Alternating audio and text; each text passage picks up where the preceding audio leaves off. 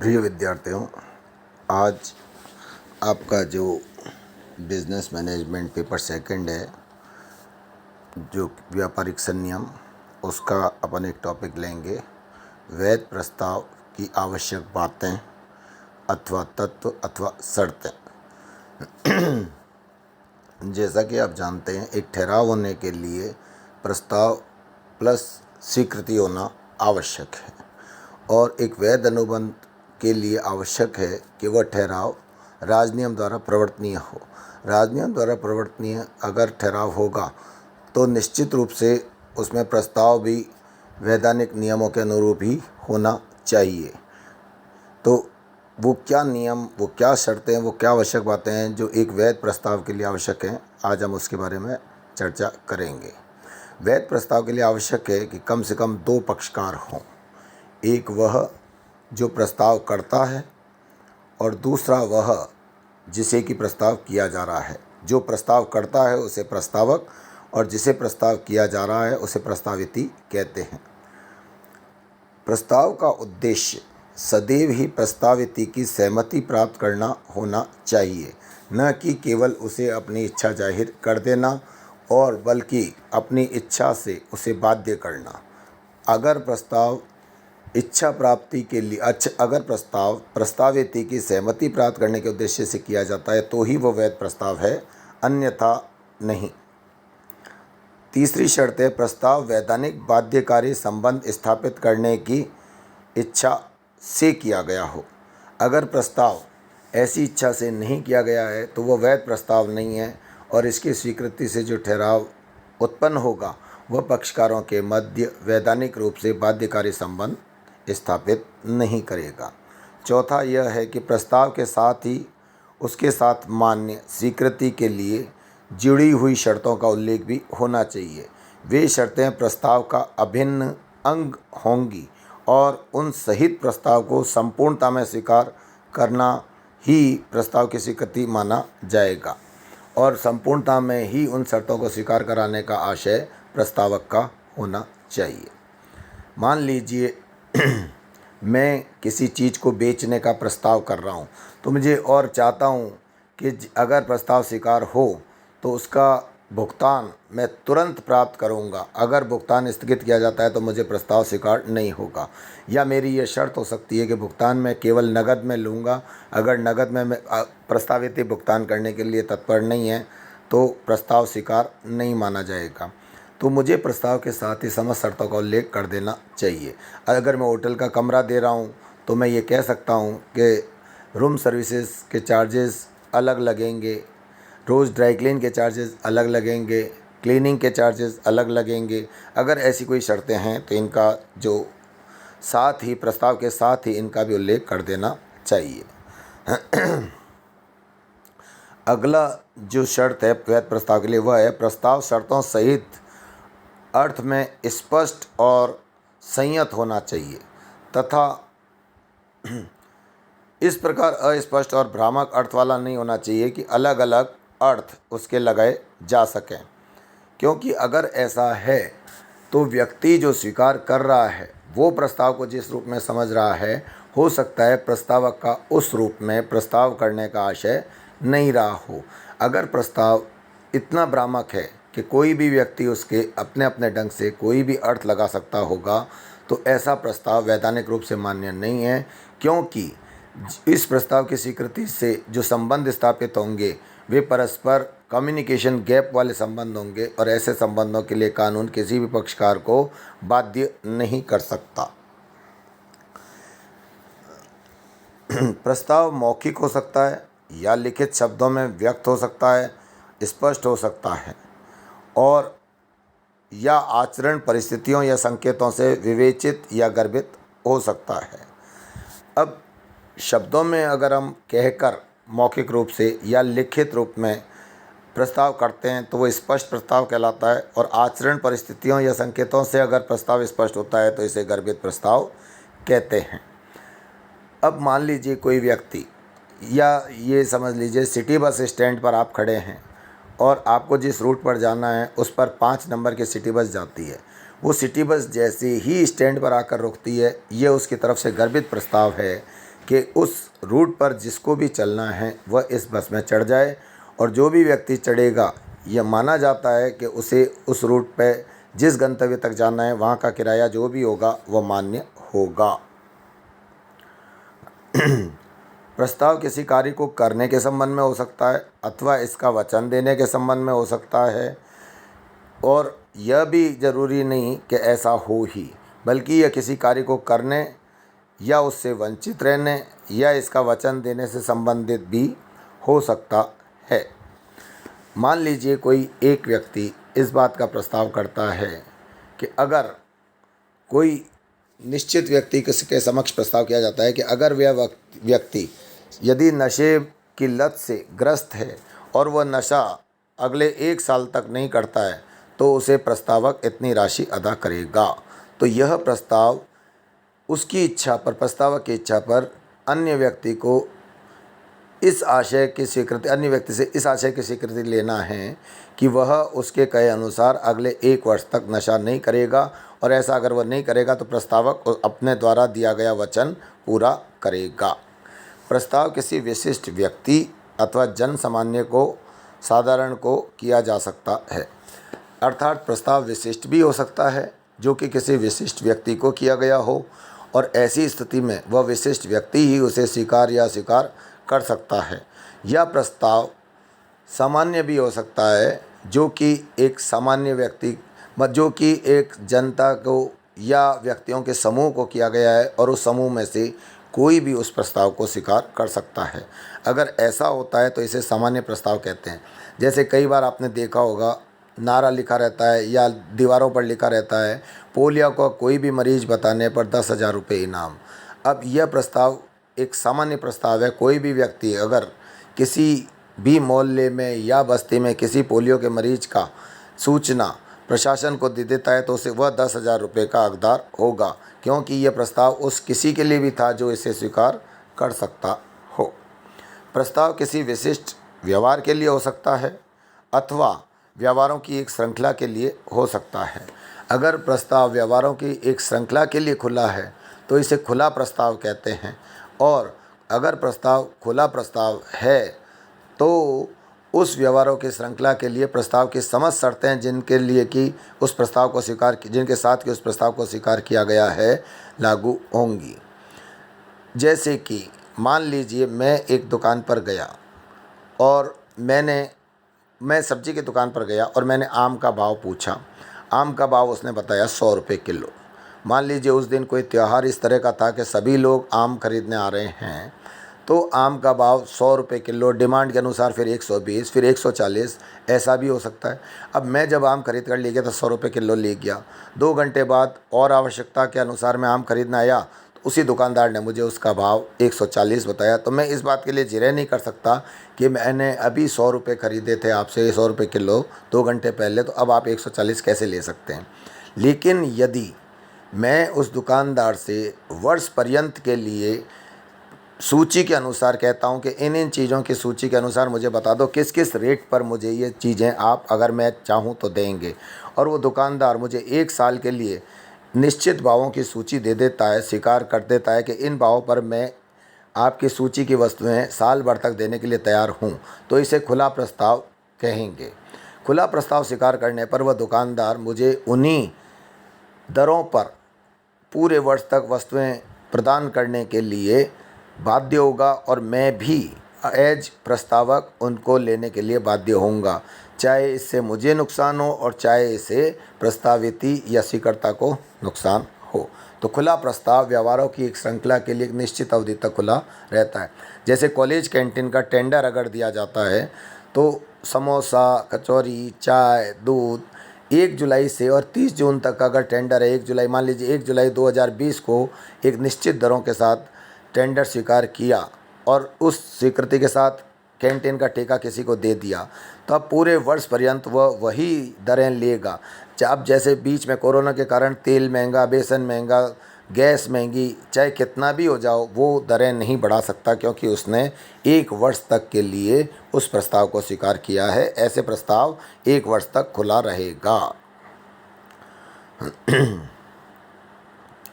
प्रस्ताव का समुचित संवहन होना चाहिए। अर्थात मैं अगर प्रस्ताव किसी को करना चाह रहा हूँ तो मुझे उस प्रस्ताव को अगले को उस प्रस्ताव से अवगत कराना चाहिए। वह प्रस्ताव जब तक वह व्यक्ति जिसको कि मैं करना चाहता हूँ कि जानकारी में नहीं आता है तब तक प्रस्ताव नहीं माना जाएगा। और प्रस्ताव मुझे अन्य की जानकारी में ऐसे माध्यम या तरीके से लाना चाहिए कि मुझे सुनिश्चित हो जाए कि वह प्रस्तावित के पास पहुंच गया है। हालांकि मैं प्रस्ताव की भाषा कुछ भी रख सकता हूं। यह प्रस्तावित का कर्तव्य होगा कि वह प्रस्ताव स्वीकृत करने से पहले उस पूरे प्रस्ताव को शर्तों सहित समझ ले। अगर उसने इसमें त्रुटि की है तो और वो बाद में कहता है कि मैं प्रस्ताव समझा नहीं था या मेरे को प्रस्ताव की भाषा समझ में नहीं आई, तो यह उसकी त्रुटि होगी और इस कारण से वह अपने दायित्व से बच नहीं पाएगा। यदि प्रस्ताव लिखित में है और उसके साथ महत्वपूर्ण शर्तें संलग्न हैं किंतु उनके संवहन का आशय स्पष्ट नहीं होता, जैसे कि पृष्ठ भाग में शर्तें होने पर मुख्य पृष्ठ पर कृपया पृष्ठ उलटिए लिखा होना चाहिए। अगर ऐसा नहीं लिखा तो अगला व्यक्ति पृष्ठ पलटकर देखने के लिए बाध्य नहीं है। और अगर शर्तें पीछे हैं और उसने ऐसा नहीं देखा है तो वो उन शर्तों से बाध्य नहीं होगा, चाहे उसने शर्तें पढ़ी क्यों न ली हों, क्योंकि आपने उन शर्तों को संवहित करने का कोई भी प्रयत्न नहीं जताया, कोई भी इच्छा नहीं जताई। किंतु यदि संवहन का आशय स्पष्ट है और संकेत दे दिया गया है तो स्वीकर्ता उनसे बाध्य होगा, चाहे उसने उन शर्तों को पढ़ा हो अथवा नहीं पढ़ा हो और चाहे उसने उन्हें समझा हो अथवा नहीं समझा हो। ये स्वीकर्ता का दायित्व है कि प्रस्ताव स्वीकार करने से पहले वो प्रस्ताव और उससे संबंधित शर्तों को पूरा समझ ले। यदि भाषा संबंधी कोई बाधा है तो वह भाषा जो अन्य व्यक्ति जानता है उस अन्य व्यक्ति की सहायता से पूरे प्रस्ताव को शर्तों सहित समझ ले। अगर उसने ऐसा नहीं किया है तो यह माफ़ी के लिए उसको अपने दायित्व से बचने के लिए कोई भी आधार प्रदान नहीं करेगा और कानूनन उसे बाध्य ठहराया जा सकेगा। प्रस्ताव में स्वीकृति अथवा अस्वीकृति का उत्तर देने के लिए बाध्य करने वाली शर्त नहीं होनी चाहिए। उदाहरण के लिए यह कि 7 दिन में कोई भी उत्तर प्राप्त न होने पर स्वीकृति मान ली जाएगी, ऐसा प्रस्ताव में कोई भी शर्त नहीं हो सकती और न ही अगले को इस तरह से बाध्य किया जा सकता है। कुछ चीज़ें ऐसी होती हैं जो हमें प्रस्ताव माफिक लगती हैं लेकिन वो प्रस्ताव होती नहीं हैं। वो निम्न प्रकार है। जैसे प्रस्ताव करने की इच्छा।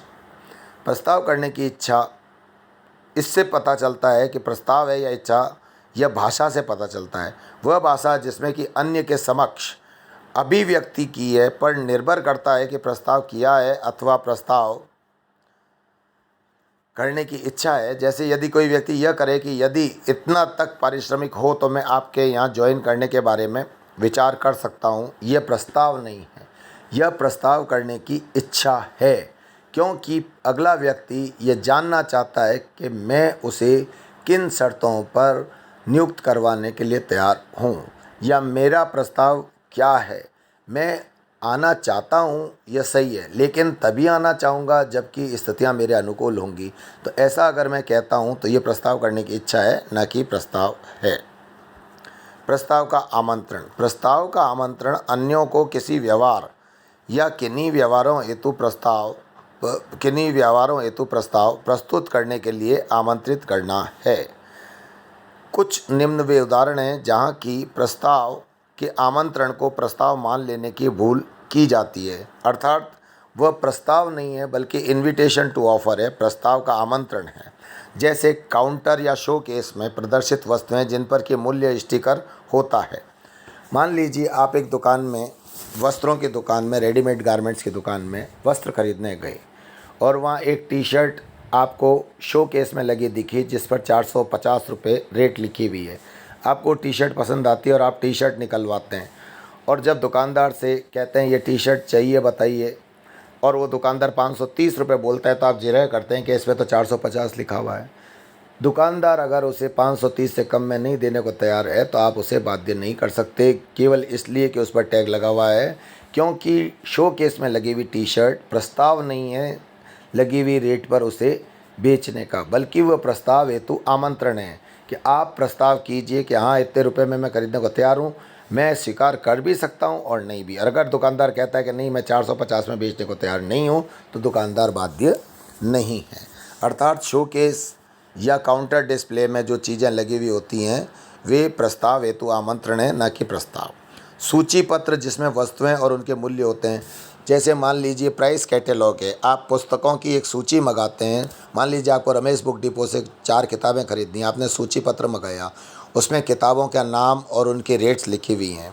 बाद में आप जब ऑर्डर करते हैं तो वह उनसे ज़्यादा रेट मांगता है और ये कहता है अब ये रेट संशोधित हो गई, तो वो ऐसा कह सकता है। उसने आपको जो सूची भेजी उसमें जो रेट्स प्रिंटेड हैं उन पर वह किताबें आपको प्रदान करे ही, यह आवश्यक नहीं है। होटल रेस्टोरेंट में टेबल पर प्रस्तुत मेन्यू कार्ड जो होते हैं वह भी प्रस्ताव हेतु आमंत्रण है। मान लीजिए आपने होटल या रेस्टोरेंट में दाल फ्राई का ऑर्डर दिया, वहाँ लिख रहा है दाल फ्राई 150 रुपये प्लेट, और जब बिल आया तो उसमें चार्ज किया था 220 रुपये प्लेट। आपने कहा ऐसे कैसे कर सकते हैं, तो कि सर ये आउटडेटेड है। अब यद्यपि ये तार्किक रूप से आपको गलत लग सकता है, लेकिन कानूनन होटल और रेस्टोरेंट में टेबल पर जो मेन्यू कार्ड लगे रहते हैं, पड़े रहते हैं, वे केवल प्रस्ताव हेतु आमंत्रण हैं। आपको एक बार कंफर्म कर लेना चाहिए कि यही रेट वर्तमान में भी एग्जिस्ट करती है अथवा नहीं। पूछताछ का उत्तर। आप किसी व्यक्ति से किसी चीज़ की पूछताछ करते हैं, क्या रेट है, इस स्पेसिफिकेशन की कितनी रेट लग जाएगी, कितने तक का डिस्काउंट मिल जाएगा। वो व्यक्ति जो आपको चीज़ें बता रहा है, अगर तुरंत सौदा कर लेते हैं तो ठीक, लेकिन अगर पूछताछ के आधार पर आप निर्णय लेते हैं और फिर ये सोचते हैं कि वो व्यक्ति ने जो रेट बताई थी, जो शर्तें बताई थी, उन्हीं पर आपको दे, नहीं, ये आवश्यक नहीं है। दोबारा जब आप उससे खरीदने के लिए कहते हैं, उस समय आप एक नया प्रस्ताव कर रहे होते हैं और यह उस व्यक्ति की इच्छा है कि वह उस प्रस्ताव को स्वीकार करेगा अथवा नहीं करेगा। कंपनी द्वारा अंशों अथवा ऋण पत्रों में अभिदान हेतु जारी प्रविवरण। कंपनियां कभी भी जब अंशों का निर्गमन करती हैं या ऋण पत्रों का निर्गमन करती हैं तो प्रविवरण जारी करती हैं। ऐसा लगता है कि कंपनी एक निश्चित रेट पर हमें वो चीज़ें प्रदान करने के लिए प्रस्ताव कर रही हैं, जबकि ऐसा नहीं होता। ये जो प्रविवरण होता है, कंपनी द्वारा अंशों को निर्गमित करने का जो प्रस्ताव आता है, जो विज्ञापन आता है, या ऋण पत्रों को निर्गमित करने का एक निश्चित रेट ऑफ इंटरेस्ट पर जो विज्ञापन आता है, ये प्रस्ताव हेतु आमंत्रण है। वह मान लीजिए आपने 200 शेयर कंपनी के खरीदने के लिए या 200 शेयर में अभिदान के लिए आवेदन किया। हो सकता है कंपनी आपको पूरे 200 आवंटित कर दे, हो सकता है 100 आवंटित करे और हो सकता है एक भी आवंटित न करे। यह आपका अधिकार नहीं है कि आपने दी हुई रेट पर अगर कंपनी के अंशों में अभिदान किया है तो कंपनी आपको आवंटित करे ही, क्योंकि प्रस्ताव आप कर रहे हैं। अब स्वीकारना कंपनी के पास है इच्छा कि कंपनी आपका प्रस्ताव स्वीकारे अथवा नहीं स्वीकारे। अतः कंपनियों द्वारा जो प्रविवरण अंशों अथवा ऋण पत्रों के निर्गमन के लिए जारी किया जाता है वह प्रस्ताव हेतु आमंत्रण है, न कि प्रस्ताव। बीमा का विज्ञापन अथवा एजेंट की प्रस्तुति। एक बीमा एजेंट जब आपके पास आता है और यह कहता है कि मैं आपका बीमा कर दूंगा, इसमें ये पॉलिसी है, इस पॉलिसी में ये लाभ हैं, ये रिटर्न है, यह सब प्रस्ताव हेतु आमंत्रण है।